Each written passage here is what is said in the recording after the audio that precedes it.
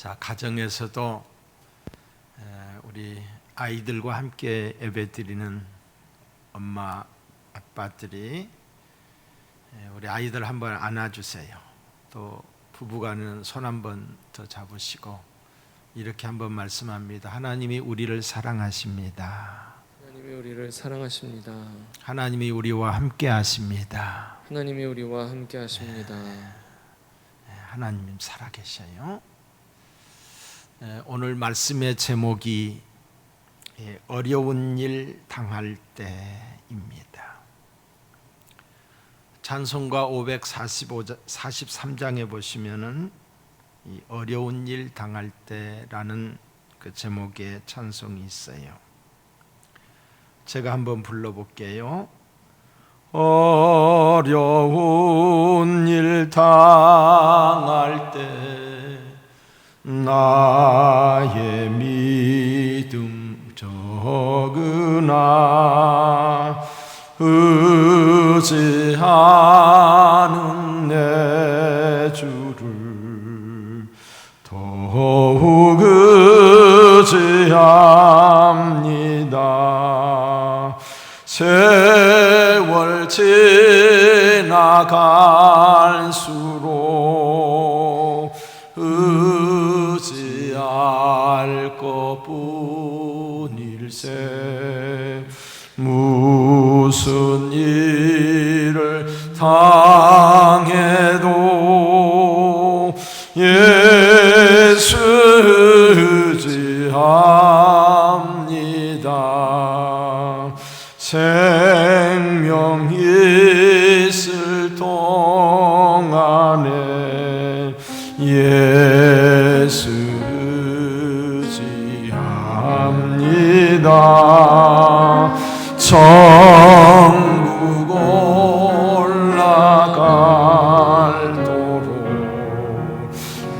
의지할 것뿐일세. 세월 지나갈수록 의지할 것뿐일세. 무슨 일 당해도 예수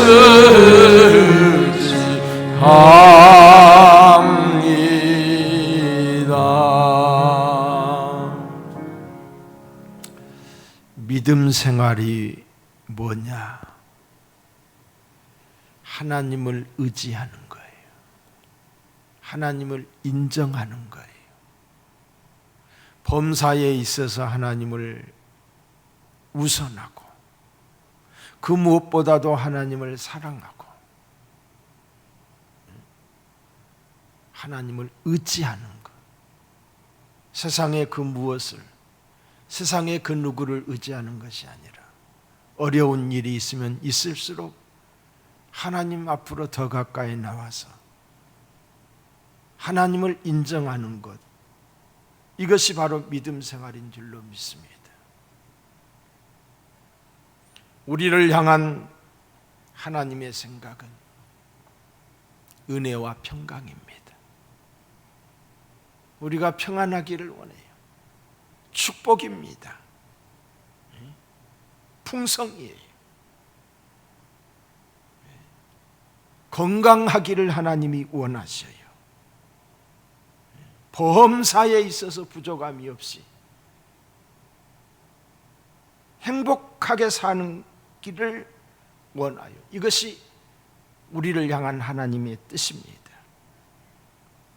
우리가 항상 기뻐하고 쉬지 말고 기도하고 범사에 감사함이 우리를 향하신 하나님의 뜻입니다.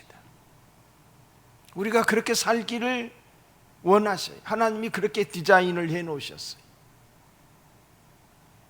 그런데 인생살이가 하나님의 뜻대로 우리가 원하는 대로 되지 않습니다. 원치 않는 일들이 우리 삶 속에 많이 일어나요. 실직을 하고 실패를 하고 때로는 경제적 고난에 시달림을 당하기도 하고 원치 않는 질병의 아픔을 겪기도 하며 복잡하고 속상한 인간관계 때문에 여러 가지 이유로 눈물을 흘리는 사람들이 많아요. 오늘 아침에 저에게 어느 분이 문자가 들어왔어요. 우리 교회에 등록은 되어 있지 않지만은 한두 번 교회를 나오셨던 분이셔요. 옛날에 잘 나가셨던 분이에요.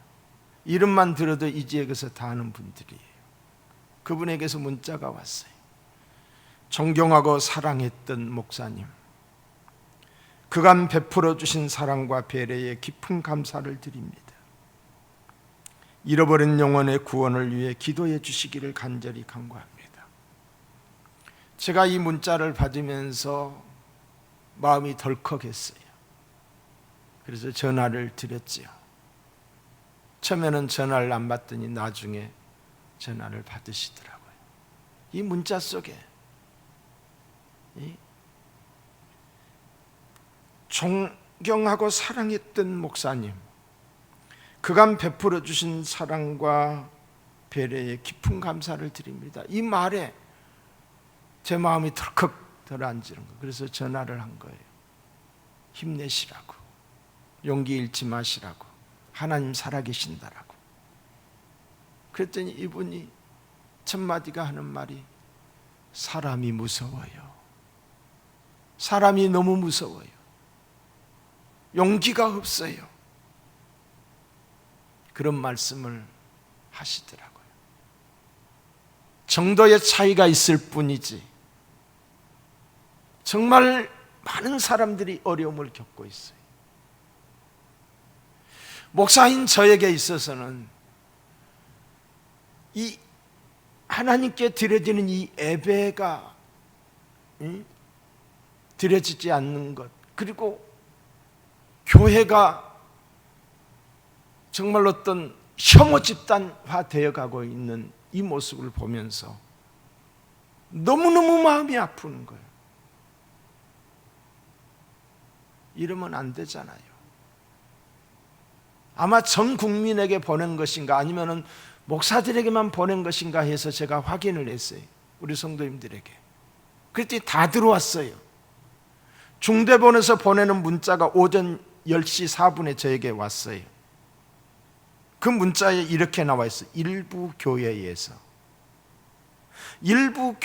코로나19 집단 감염이 지속되고 있습니다.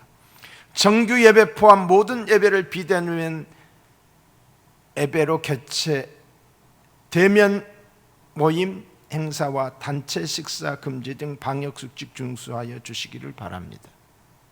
전 국민에게. 일부 교회에서. 교회만 그렇습니까? 너무너무 억장이 무너지는 거예요. 우리 교회에 이렇게 많은 절대 다수의 교회들이 이렇게 조심스럽게 정부 방침을 따라서 정말 생명 같은 예배지만은 우리가 절제하고 조심스럽게 하고 있잖아요. 그런데 이러시면 안 되지요. 전 국민에게 교회가 이상한 집단으로, 그래서 지금 11시 예배 드리고 10시 예배 드리는데 많은 주민들이 교회를 주시하고 있어요. 예배 드리나 안 드리나. 그래서 예배 드리면 신고하는 거예요. 국민을 갈라치게 하는 거예요. 이래서는 안 되잖아요. 나 이거 원고에 없는 이야기예요. 하려고 했던 이야기도 아니에요. 어떻게 전 국민에게 다 보내냐고요. 여러분, 개혁주의 기독교 신앙은 개혁자들은 저항하는 사람들이 하나님의 영광을 가르치고 하나님의 영광을 도둑질하며 믿음의 도전을 주는 자들을 향하여 숨는 게 기독교인이 아니에요. 저항을 했던 사람들이 목숨을 바쳐서 저항을 한 게 기독교예요.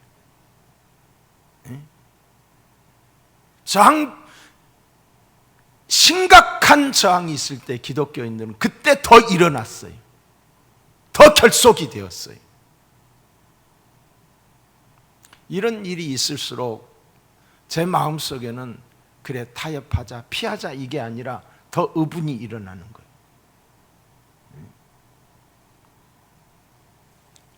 제 원고에 없었던 이야기. 지금은 어느 때보다 더 어려운 때입니다. 힘들다, 불안하다, 두렵다, 무섭다라고 말한 사람들이 많습니다.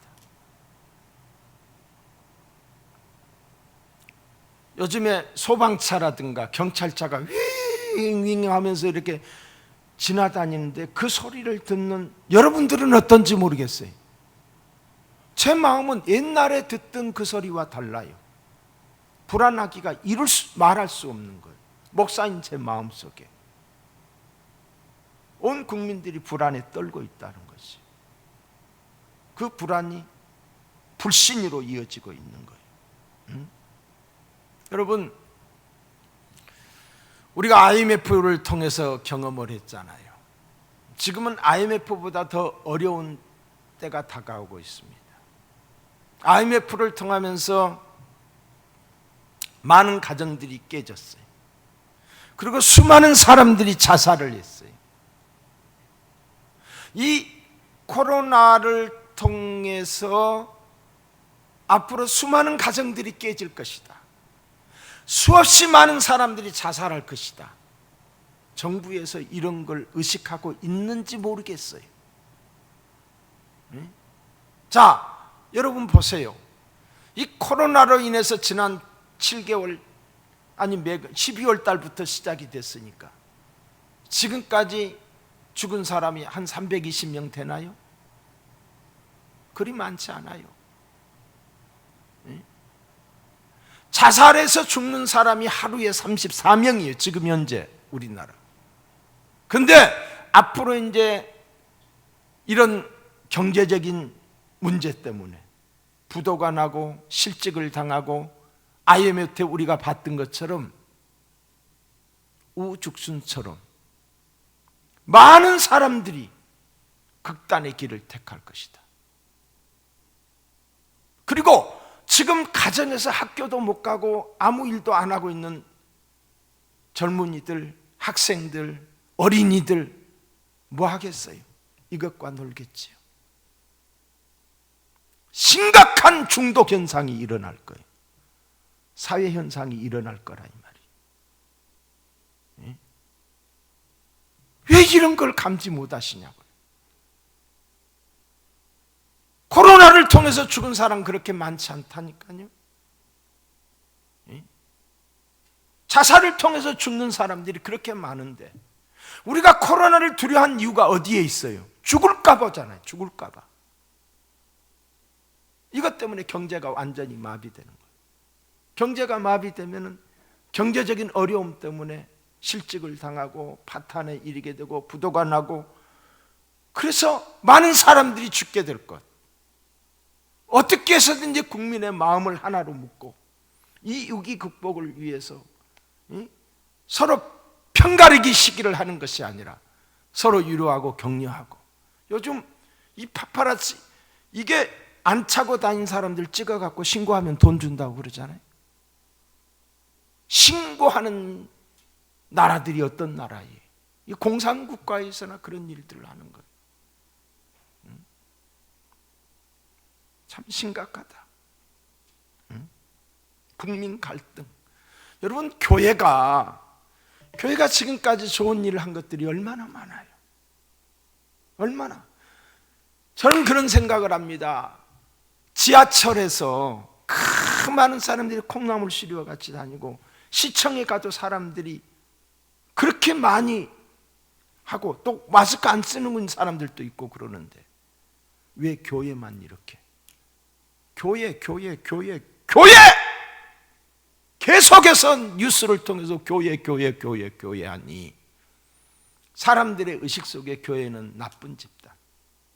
옛날에는 교회 안 다니는 사람과 다니는 사람으로 나누어져 있었어요. 뭐 종교의 자유니까 저 사람들은 교회 다니고 나는 안 다닌다. 그런데 지금은 교회 하면은 교회 다니는 사람과 교회를 싫어하고 교회를 혐오하는 사람들로 나누어져 버린 거예요.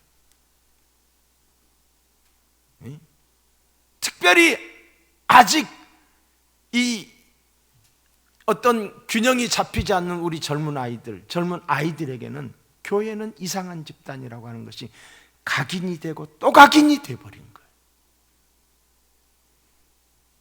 성교의 문을 완전히 막은 거죠. 물론 교회가 부족한 점도 없지 않아 있습니다. 일부 교회에 강한 면도 있어요. 강한 면도. 그러나 그 사람들이 왜 그렇게 강해져야만 했는가?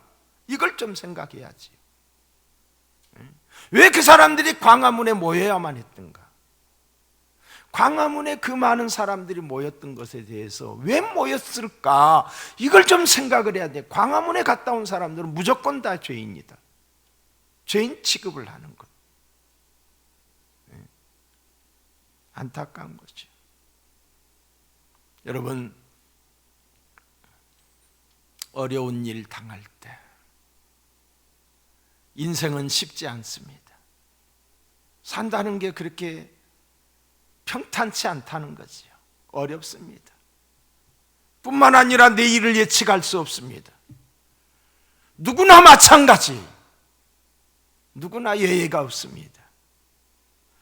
코로나 바이러스라는 전혀 예측하지 못했던 어려움, 지금 직면한 어려움은 앞으로 복합적인 많은 어려움을 낳게 될 거예요. 이 상태에서 끝나는 것이 아니라 평범한 일상의 소중함을 깨닫게 됩니다. 너무도 당연하게 여겼던 것들, 결코 당연하게 생각해서는 안 된다는 것이지요. 여러분, 예배의 소중함을 알아야 됩니다. 예배는 생명이에요. 그나마 저는 우리 교회 성도들은 이 어려움을 통해서 예배의 소중함을 마음 깊이 새길 줄로 합니다. 가정에서 예배 드리는 사람들, 사모하는 사람들, 우리 교회 성도들은 제가 그렇게 믿어요. 또 제가 하는 일에 대해서 어느 정도 이해가 되는 사람들이 이곳에 있지, 그렇지 않는 사람들은 다 나갔잖아요. 예배의 소중함을 절실하게 깨달으면서 우리 송천의 식구들은 더 결속될 줄로 믿습니다. 세상이 뭐라고 하든지 간에 우리는 예배의 소중함을 알아야 돼. 예배는 생명이에요. 예배는 우리 신앙의 본질이에요. 교회는 예배하는 공동체예요. 그래서 예배당이라고 그러는 거예요. 이것을 모여서 예배를 드리는 거예요. 예배를 통해서 우리는 하나님께 영광을 돌리고, 예배를 통해서 우리는 은혜를 입는 거예요. 예배가 중단이 된다, 예배가 차단이 된다, 은혜가 중단이 된다는 거죠. 지금은 우리가 모여서 예배를 드리지 못하고 가정에서 예배를 드리지만 그 예배 하나님이 더 진하게 받으실 줄로 믿습니다. 전쟁 중에도 예배를 드렸어요. 참호 속에서도 예배를 드렸어요. 저 터키의 갑바도기아에 가보면 산이 벌집처럼 구멍이 뻥뻥 뚫려 있어요. 그 사람들이 왜 산에다 구멍을 뚫어놓고 살았느냐? 예배의 자유함을 누리기 위해서예요. 로마의 이탈리아에 가게 되면 온 도시 지하가 다 지하 도시가 형성이 돼 있어요. 그걸 가리켜서 카타쿰이라고 그래요. 그 속에 들어가서 예배를 드렸던 거예요. 예배를 포기하지 않았다는 거죠. 히브리서 10장에 보시면은 모이기를 피하는 어떤 사람들의 습관과 같이 하지 말고 오직 권하여 그날이 가까움을 볼수록 더욱 그러하자. 모이기를 피하는 어떤 사람들과 하지 말라는 거예요. 더욱 힘써 모여야 돼. 응? 그러니까 지난주에 우리가 영상을 봤잖아요. 몇 사람 되지 않지만 많게는 5사람, 많으면 10사람, 적으면 5사람이 예배를 드렸는데 한 집에 모여서 드렸다고 그랬잖아요. 먼 길을 와서 예배를 드렸다고 그랬잖아요. 응? 하나님께 모여서 예배를 드렸던 거예요. 저는 이 코로나 상황이 금방 지나간다라고 생각합니다. 지나갑니다. 어떤 모습으로든지 지나갑니다. 오늘 아침에 제가 이 카톡에 온 문자를 보니까 프랑스라는 나라는 확진자가 몇천 명씩 나온대요. 그런데도 거기는 예배 다 드리게 한대요. 밤 11시까지 장사하게 한대요.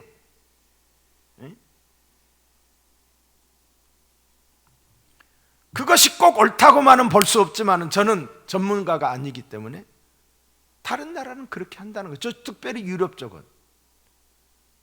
그런데 우리나라는 이 코로나라고 하는 것 때문에 통제를 하고 관리를 하고 이 마스크가 국민 관리를 하는 어떤 통제의 수단이 되어버린 거예요.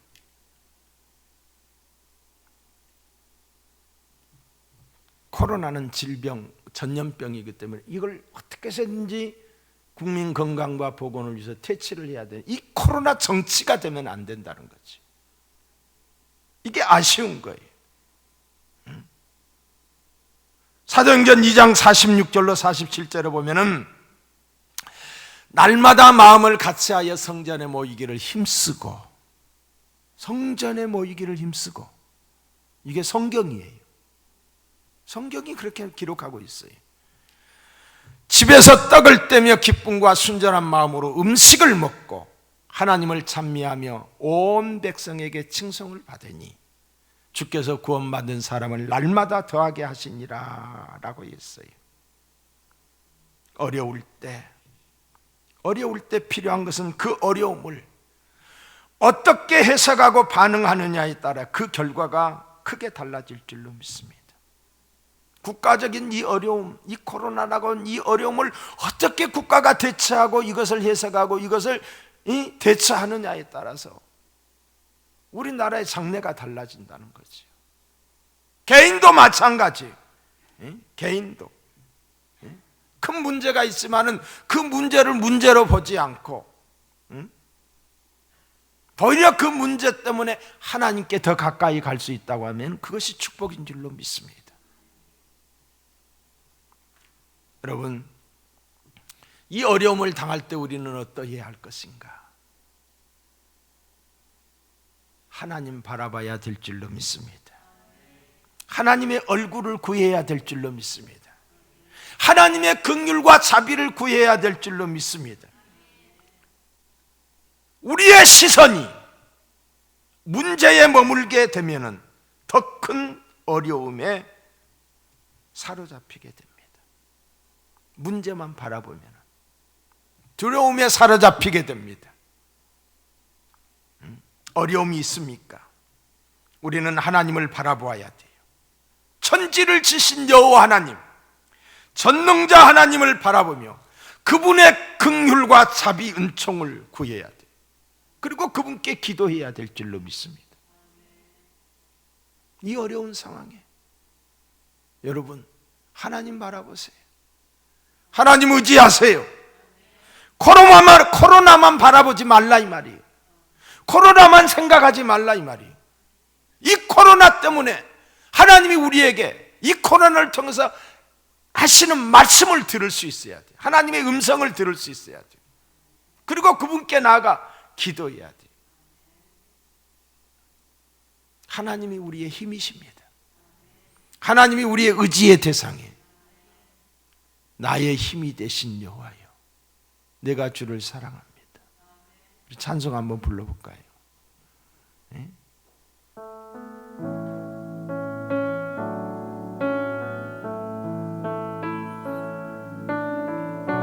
다 같이 부릅니다. 가정에서도 나의 힘이 되신 여호와여, 내가 주 사랑합니다. 주는 나의 반석이시며 나의 요새시라. 주는 나를 건지시니 나의 주 나의 하나님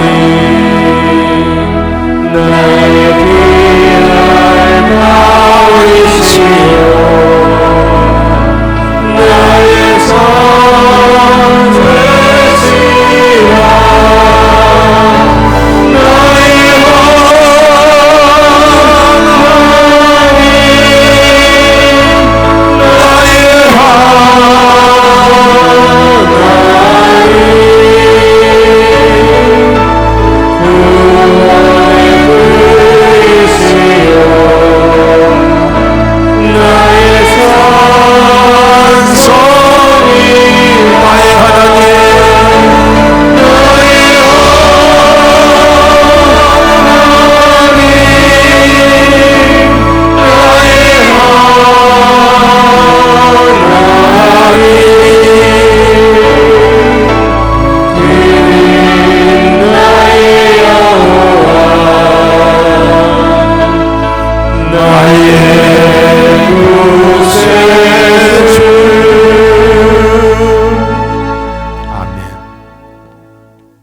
문제보다 크신 하나님을 바라보면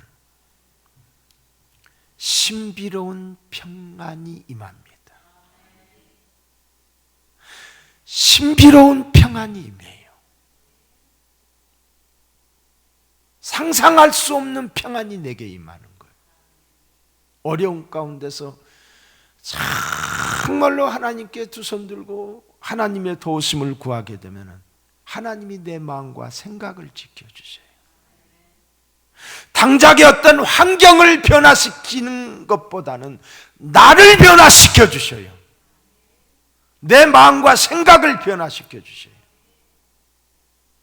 죽으려고 했던 사람이 살려고 하는 거예요. 불안했던 마음에 평강이 임하는 거예요.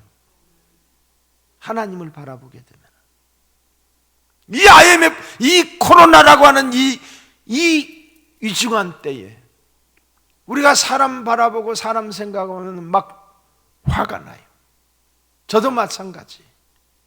그러나 하나님 바라보게 되면 하나님의 선한 뜻을 헤아리게 되면 회개가 앞서요. 하나님 바라볼 수 있기를 주의 이름으로 축복합니다. 어려움이 있습니까? 고난이 있습니까? 앞으로 경제적인 큰 어려움의 바람이, 환난의 바람이 불어올 거예요. 이때 우리는 하나님을 바라봐야 돼. 하나님께 나와서 더 기도해야 돼요. 이사야 40장 31절에 보시면 오직 여호와를 앙망하는 자는, 하나님을 바라보는 자는 새 힘을 얻으리니. 할렐루야. 하나님이 새 힘을 주시는 거예요. 독수리가 날개치며 올라가는 것 같을 것이요, 독수리가 날개치며 비상하는 그런 힘을 주신다 이 말이에요. 다른 박질을 하여도 곤비하지 아니하겠고 걸어가도 피곤하지 아니하리로다. 할렐루야. 마태복음 14장에 보시면은 베드로가 물 위로 걷는 모습을 보게 돼요. 풍랑 있는 바다에 주님이 바다 위로 걸어오시는 모습을 보았어요. 제자들이 유령이라 하면서 두려워하고 있었어요. 그때 베드로가 유시옵니까? 그러니까 나다! 주님이 나다 그러니까 주님의 말씀을 의지하여 오라 하시니 베드로가 배에서 내려 물 위로 걸어갔다라고 그랬어요. 물 위로 걸어갔어요. 베드로가 하나님의 말씀에 의지해서. 우리가 말씀대로 살면 물 위로 걷는 것과 같은 평안의 삶을 살게 되는 줄로 믿습니다. 순간 바다를 바라봤어요. 파도를 바라보는, 주님을 바라볼 때는 물 위로 걸을 수 있었지만 파도를 바라보는 순간에 물속에 빠지고 말았어요. 사랑하는 성도 여러분, 우리는 주님 바라봐야 돼요. 믿음의 주요 온전케 하시는 주, 우리 하나님 바라볼 수 있기를 주님의 이름으로 축복합니다. 이리 쫓기고 저리 쫓기며 어려움을 당하던 다윗이 이런 고백을 하고 있어요. 여호와는 나의 목자이시니 내게 부족함이 없으리로다. 그가 부족함이 없어서 없다고 한 게 아니에요. 하나님을 바라봤더니 자족함을 주었던 거예요. 부족함을 느끼지 못했던 거예요. 어렵다고 생각이 들지 않았던 거예요. 무섭게 느껴지지가 않았던 거예요. 하나님을 바라봤더니 그 무엇도 두려움의 대상이 없었어요. 지금 있는 이 모습 이대로가 감사였고 만족이었어요. 기쁨이었어요.